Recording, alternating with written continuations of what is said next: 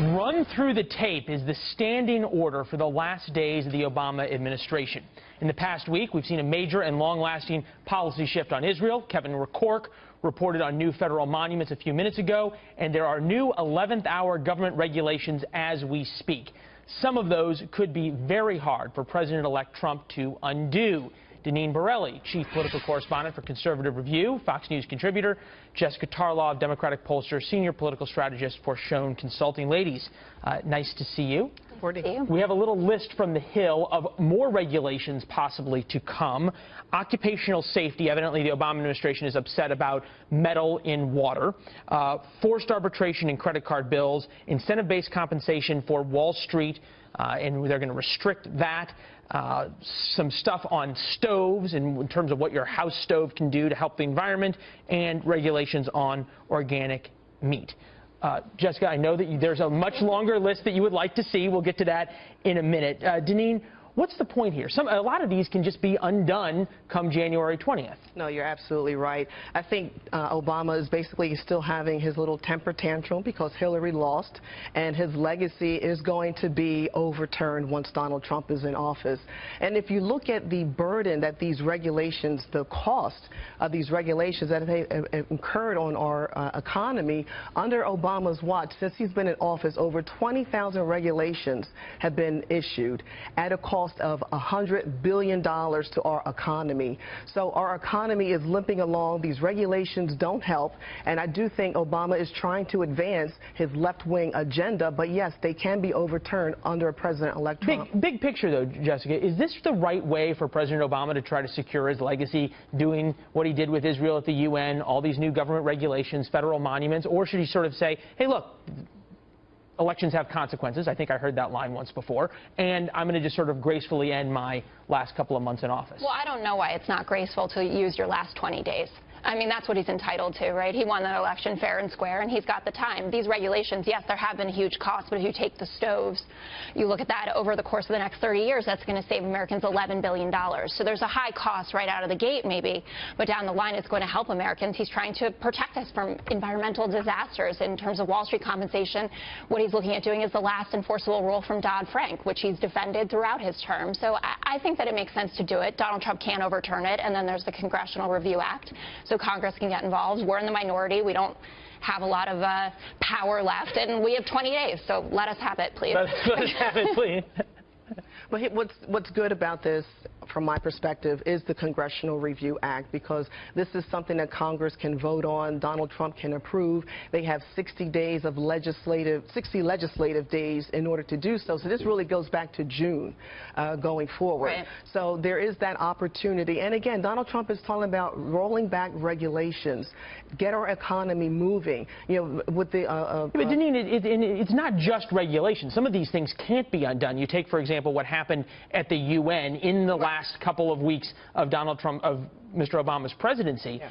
That can't be undone by Donald Trump because China and Russia and everybody else has a veto at the UN Security Council. These things could have much longer implications than just the last 20 days, Jessica. Absolutely, and I mean, we're seeing President Obama get major blowback from people on both sides. He doesn't seem to care.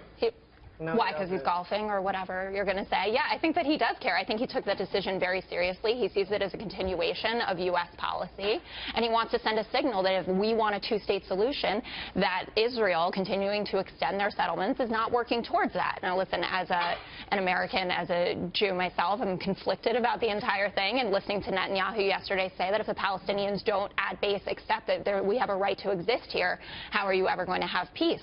But yes, I mean, is there any anger is the anger justified, do you think, among Republicans that Mr. Obama is really changing U.S. foreign policy in a way that can't be rolled back? Well, I think it's outrageous how he is treating our allies. Think about how he treated Benjamin Netanyahu. So it's okay to make new regulations, just not okay to do big foreign policy changes? I think what Obama is doing has made the world much more dangerous. What he has inserted himself in doing, what happened in Israel by abstaining from the vote, I think he's done a really, that was a bad decision, I believe, on his part. All right. To allow that to happen. Jessica, well, you might sort of agree with that part. It was a bad decision. Deneen, Jessica, thanks, ladies. In the end, we did not agree with every word in this resolution. There are important issues that are not sufficiently addressed or even addressed at all. But we could not in good conscience veto a resolution that condemns violence and incitement and reiterates what has been for a long time the overwhelming consensus and international view on settlements. Secretary of State John Kerry defending the decision to allow a UN resolution condemning Israeli settlements in territory claimed by the Palestinians. Israeli Prime Minister Benjamin Netanyahu later blasting the speech, calling it biased against Israel. Dan Gillerman is a former Israeli ambassador to the UN and a Fox News contributor, and he joins us now with some more insight and his opinion. Thank you very much for joining us today. It's good to be with you, Heather. So hopefully you heard the sound that we pulled there from Secretary of State John Kerry. He said that in good conscience, the United States could not veto this resolution. Do you think that they should have? Oh, definitely. They should have. They've vetoed similar resolutions before. And why they did this and did not veto this resolution belongs, I believe, to the psychology department rather than the diplomatic arena. It is a very, very real betrayal of an ally, of their only and the most loyal ally in the region and maybe in the world. But, you know, in a way, we shouldn't be surprised, because this administration and this president have really let down their allies time and time again. They've let down the people of Iran and signed a horrible deal with Ayatollahs. They've drawn red lines in Syria and let Assad butcher 500,000 of his own people. They've thrown President Mubarak of Egypt under the bus and supported the Muslim Brotherhood. They've led from behind in Libya. They've actually created a situation where their allies feel they cannot rely on them, and their enemies feel they can get away with murder. It's just a pity that at the very last minute, during Christmas and the holiday time, they decided to add Israel to this very sorry list of achievements. Yeah, President Obama's criticism of Israeli settlements going back to 2009 in the speech that he gave in Cairo. In reference to settlements and the amount of time that was spent on that in this 70-minute speech that Secretary Kerry gave, he mentioned settlements, I think, 42 times. He referred to Hezbollah as a militant group. Hamas, he talked about them 4 times. The focus on settlements, what did you think about that?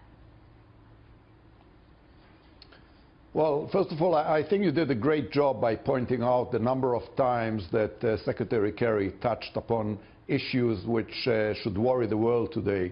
There was hardly any mention of terror. As you said, there was a very little mention of Iran, which is probably the most dangerous country in the world today. And this obsessive concentration on settlements, which, are really not the problem.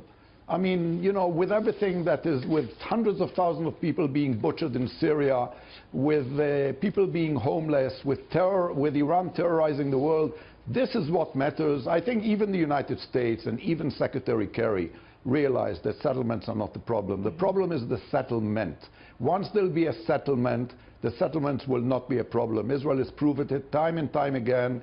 When we made peace with Egypt and gave back every inch, including settlements, when we made peace with Jordan, when we evacuated unilaterally Gaza and gave it back to the Palestinians, who turned it into a launching pad for missiles and a terror base. Time and time again, when we gave up settlements, we were rewarded by war and by rockets. But at the end of the day, if we have a Palestinian partner who is viable and who is willing to be pragmatic, we will also give up settlements. But settlements are not the problem. And concentrating on them, making them the focal point of your farewell speech, to me, is pathetic. So on that point, though, saying that Israel would be willing to give up some settlements, what if East Jerusalem and the West Bank had been left out of this resolution?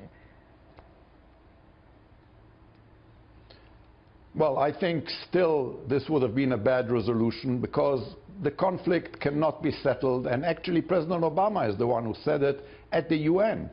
Neither by UN resolutions nor by foreign powers, only by the parties themselves. And by prejudging the settlement and by having this resolution, they are actually halting and, in a way, damaging the peace process and preventing the two sides from reaching an agreement. I think this is not only, this is damaging, this is counterproductive, and at the same time, it was a real betrayal of Israel. Doing this on the eve of the Sabbath, and then having that speech by Secretary Kerry during Christmas time, both the Secretary and the President are leaving this world in a much more dangerous place than they found it. Yeah, many people Everywhere agree you with look around, terror is reigning. And at the end of the day, to make settlements the focal point of your legacy makes it a very poor legacy, and I'm really sorry that happened. Okay, well, thank you so much for joining us. We are out of time. As I said, a lot of people agree with you. We'll see what this means for the administration moving forward, that being the Trump administration. Thank you.